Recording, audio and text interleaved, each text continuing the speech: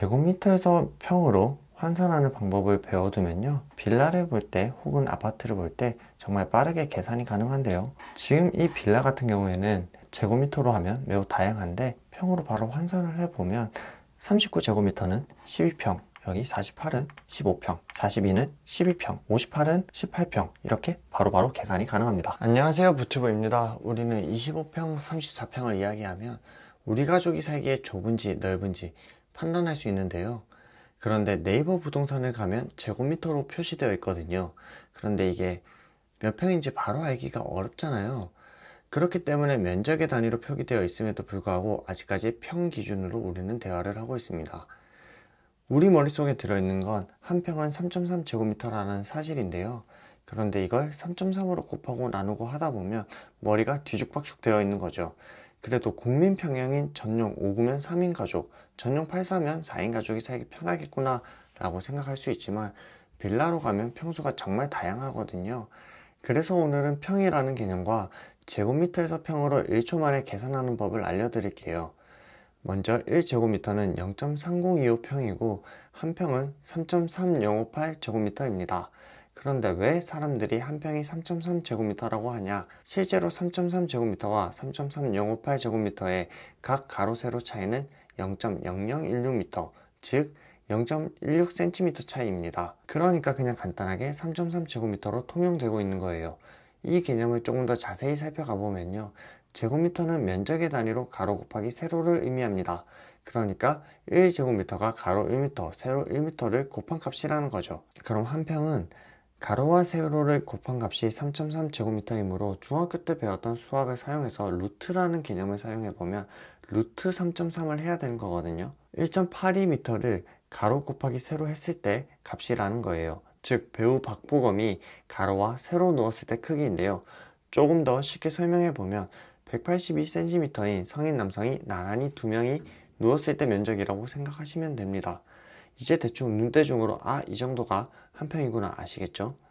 그런데 일반적으로 34평이라고 이야기하는 아파트 공급 면적은 전용 면적에다가 공용 면적을 더한 값이거든요.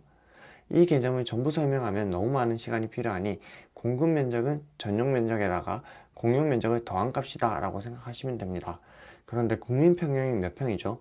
전용 8사잖아요. 여기에 공급 면적이 일반적으로 21제곱미터에서 33제곱미터까지 있다 보니 32평에서 36평까지 다양하게 있는 거예요.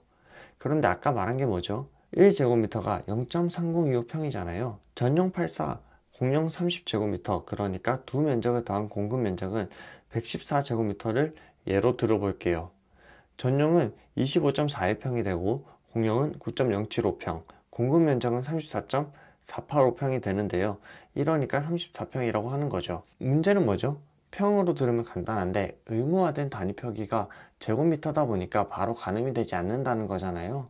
그럼 전용 8사는 3.3을 곱하고 공용 면적을 3.3을 곱해줘서 더해주거나 혹은 공급 면적에 3.3을 곱해주면 됩니다. 이걸 모르는 게 아니잖아요. 들었을 때 바로 이 정도구나 라고 가늠이 되고 싶은 거잖아요. 그런데 간단하게 평을 계산하려면 1의 자리와 소수점을 떼버리고 남은 숫자에 3을 곱하면 간단합니다. 예를 들어 84제곱미터가 있으면 소수점이 없으니까 패스하시고 84에서 1의 자리인 4를 지운 상태에서 8 곱하기 3을 하시면 됩니다. 24평이죠. 그런데 이렇게만 하면 편차가 생길 수 있거든요. 조금 더 자세하게 들어가 보죠. 끝자리인 1의 자리가 5 이상이면 반올림을 한 뒤 끝자리 수를 버리고 똑같이 3을 곱하면 대략적인 평수가 나오는데요. 전용 5구를 기준으로 볼게요.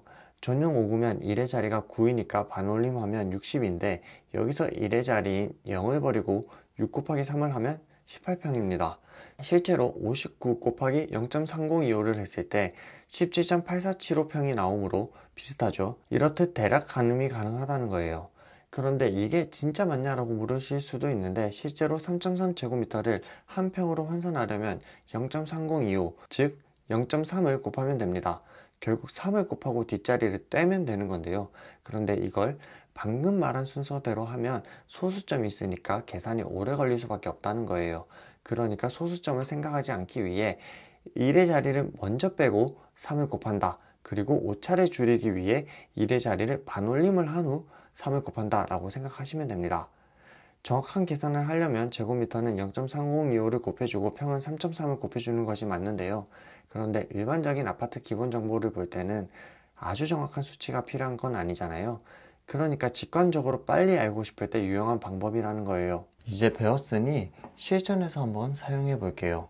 오금역 일대에는 아파트와 빌라가 많은데요. 여기 극동 아파트를 한번 보시면 79, 102, 139, 171제곱미터가 있음을 알 수 있습니다. 하나씩 바로 계산을 해 볼게요. 79는 9를 올리고 8 곱하기 3을 하면 24평이죠.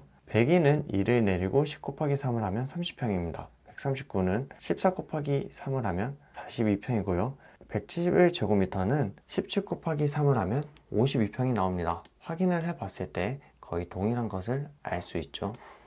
그럼 아파트 같은 경우에는 사실 규격이 많이 정해져 있다 보니 빌라를 한번 확인해 보겠습니다.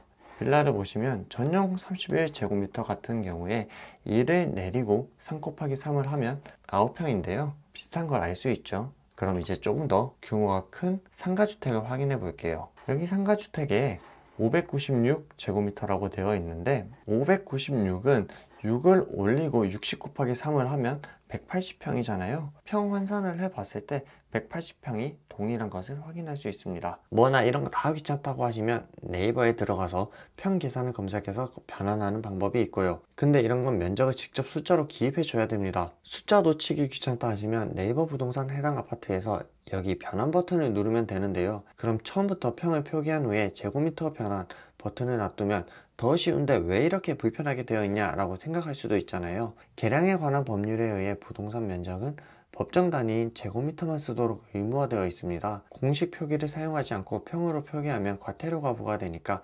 네이버에서도 이렇게 제곱미터를 사용하는 거예요. 그런데 이건 왜 의무가 되었냐? 평 자체가 일본이 전국 토지를 측정할 때 사용하던 단위인데요. 그러니까 이게 일제강점기 때 우리나라에서 쓰던 단위라는 거예요. 다시 한번 생각해보면 우리가 33평의 아파트를 매수했어요. 그런데 33평이라고 하면 33.0부터 33.99까지 전부 33평이라는 거예요.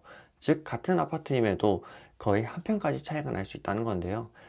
같은 33평이라도 법정 단위인 제곱미터를 보면 109제곱미터에서 112제곱미터까지 다양하게 있는 거죠. 실제로 아파트 시세를 알아보는 대표적인 어플인 홍익노노 및 아파트 실거래가를 보시면 제곱미터가 아닌 평 단위를 사용하는데요. 아실에서 가락동 헬리오시티는 전용 발사를 전부 33평으로 표기가 되어 있는데 네이버 부동산에서는 106제곱미터에서 110제곱미터까지 다양하게 있는 거죠. 정확한 수치를 위해 제곱미터를 사용하는 거예요. 결론적으로 정확하지 않은 단위의 거래를 피하고 소비자 피해를 예방하기 위해 사용하는 거죠. 오늘은 제곱미터를 평으로 환산하는 방법에 대해 알아봤는데요. 저도 이걸 모를 땐 그냥 평으로 사용하면 되지 왜 이렇게 복잡하게 사용하는 거지? 라고 생각했어요. 알고 보니 왜 사용하는지도 알겠고 불편한 것도 알았으니 그냥 내가 편하게 계산하는 방법을 찾아 써야겠다 라는 생각이 들더라고요. 제가 오늘 알려드린 제곱미터에서 평으로 1초 만에 환산하는 방법이 궁금한 이유는 내가 이 아파트 혹은 빌라를 매수했을 때 얼마만큼의 공간을 사용할 수 있는지가 궁금한 거잖아요. 오늘 잠시 언급했지만 공간에는 전용 면적, 공용 면적, 서비스 면적 등 다양한 용어가 있습니다. 다음 영상에서는 이 용어들에 대한 의미와 실제 내가 공간을 넓게 쓰려면 무엇을 봐야 하는지, 오피스텔은 아파트 대비 왜 좁은지, 왜 베이가 넓을수록 좋은지에 대해 알려드릴게요. 오늘 내용이 좋았다면 구독과 좋아요 부탁드릴게요. 안녕.